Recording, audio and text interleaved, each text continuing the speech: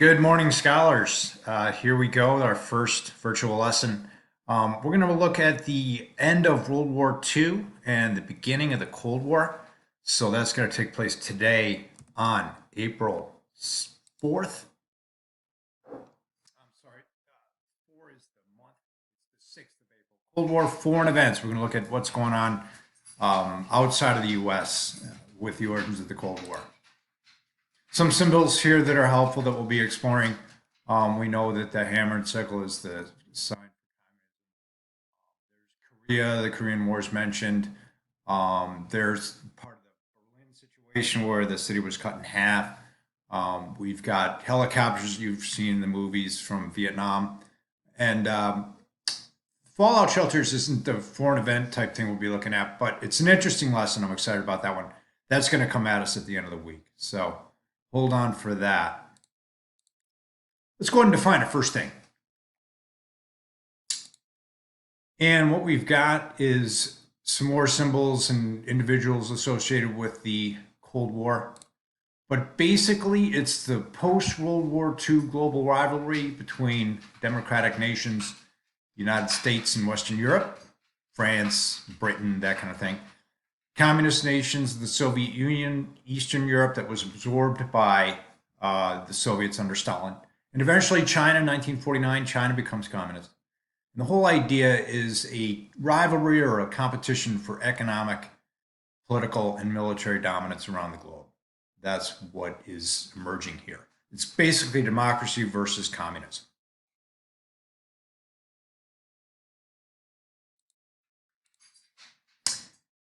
So let's find out how we got into the Cold War. Well, it all began with the closing months of World War II. And what happened was the United States and the Soviet Union closed in on Germany from the west and the east like a vice, liberating territory controlled by the Nazis. In terms of the United States and its liberation of Western Europe, the idea there was that the United States would allow a return to self-governing, D with a CY at the end. I know you're all raising your hands as if you're in the classroom. It's democracy. Allows the U.S. to return to self-governing democracy as the Western allies led by the U.S. goes towards Germany. So those lands that were formerly under Nazi control are now given back the opportunity to govern themselves. That's what's happening from the West based on the U.S. military liberation. What's going on in the East? Well, the Soviet liberation of Eastern Europe was a little bit different. There's Joseph Stalin. What he does is he goes ahead and takes control of those regions of Eastern European nations and installs what he calls puppet governments. That's what the P and the T at the end is, puppet. You've seen a puppet where the puppeteer holds these strings and some wood up on top, and the puppet does what the puppeteer tells it to do. So that's what's going on. Stalin is basically installing leaders that are loyal to him and do his bidding. And so those nations become known as Soviet satellite nations. They're with the Soviet Union in the middle, and Eastern Europe is kind of, those nations kind of rotate around the Soviet Union, protect the Soviet Union. That's what's going on there. So two very different ways in which the Nazi-controlled territory is liberated. What President Truman comes up with, again, Franklin Roosevelt dies in office, and Truman becomes president. And he's got some ideas about what the situation and how the United States wants to participate in the reconstruction of Europe. And the idea is that much of Europe looks like that. Cities destroyed, factories, industrial bases, countryside, pretty much bombed out. So the idea is to address this situation. But the other situation, Truman Doctrine, is to go ahead and address this situation. And what Truman wants to do is contain the Soviets, stop them from spreading. So the Truman Doctrine has one component, which is called the Marshall Plan. And that is the opportunity for Western Europe to rebuild using US dollars. So the idea is let's help them build using US dollars, because if we don't, perhaps the Western European nations return to the Soviets for money, and then that would be a situation that is not desirable on the part of the U.S. And then the other concept here, again, right out of Global 2, is containment. Stop Soviet expansion. All right, let's keep rolling.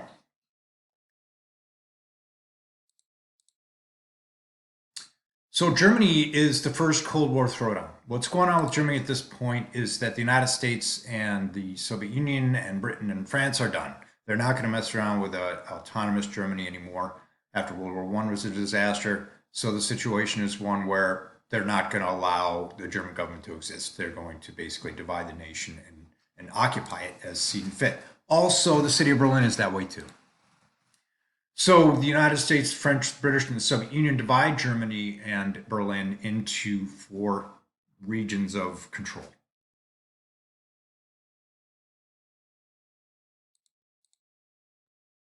One of the first events that takes place is the Berlin A with a T at the end, right out of Global 2. It's airlift. And the idea was that Stalin didn't like the idea of the Soviet or the Americans, British and the French in Berlin, so he tries basically to starve them out of there by creating the Berlin BLADE. I know what you're thinking, and you're right, it's blockade. So what he does is he installs this 8, 9, 10-foot barrier around Berlin and does not allow supplies to enter the city. And his hope is that the French, the British, and the Americans will leave that city. So what the Allies decide to do pretty cleverly is to go ahead and fly supplies over the blockade.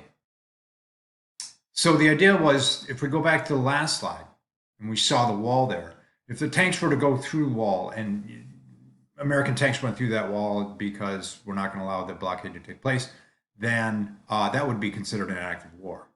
And the Soviet Union could go ahead and destroy those vehicles.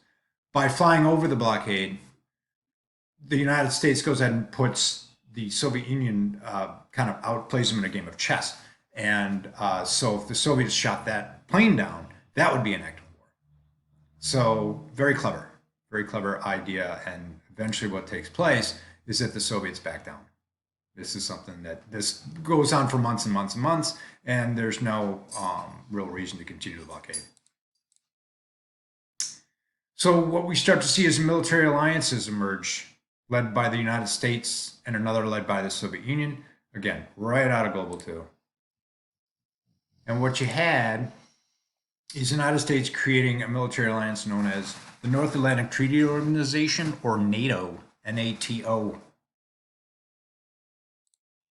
And the Soviet Union, in its part, goes ahead and creates the Warsaw Pact. So 2 military alliances. Soviet Union's controlling the shots with the Eastern European nations. And over here on the left is the American-led NATO.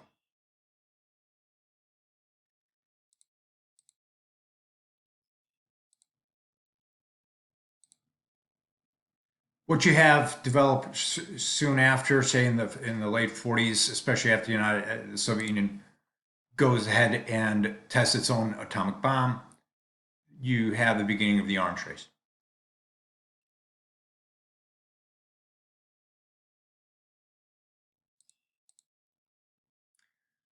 In 1949, China becomes communist.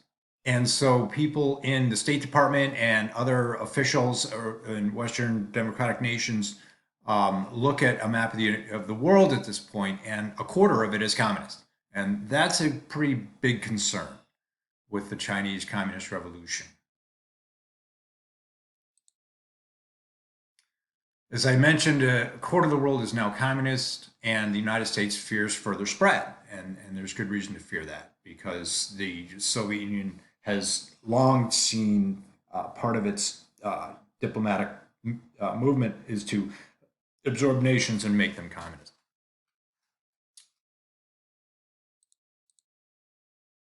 Korean War is another event in the Cold War. And what you have is the North and the South divided after World War II. Korea is split between the Democratic South and the Communist North at the 38th parallel. That's what this line is here. North Korea decides, I'm going to go ahead and invade South Korea and make one unified nation under communism. UN sends troops led by General Douglas MacArthur. We were introduced to him first with Hoover's bonus army disaster. He was in charge of that military movement against the veterans after World War I during the Depression. And MacArthur also had an illustrious career, as we know, in the World War II situation in the Philippines. So North Korea is repelled by MacArthur and U.S. troops. MacArthur, however, takes on Truman in a rather boisterous way. And he goes ahead and publicly criticizes Truman's war strategy, says, we're not going to win this thing going the way that Truman wants to go. He's incompetent, he doesn't know what he's doing. So he's very public about it. And he goes ahead and fires MacArthur. And that's just like it was for Hoover and the bonus army, a public relations nightmare.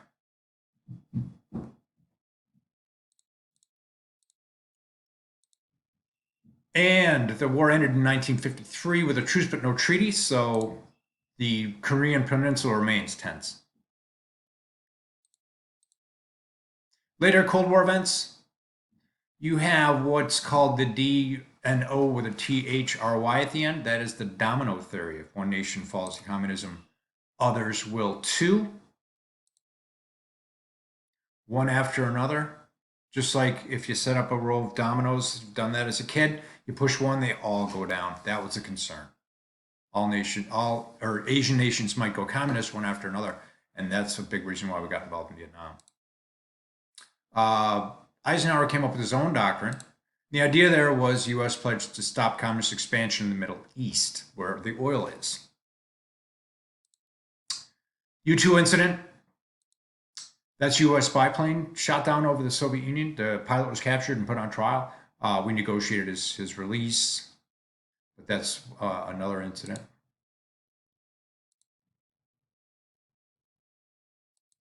So that's what we've got in terms of our Cold War events after World War II.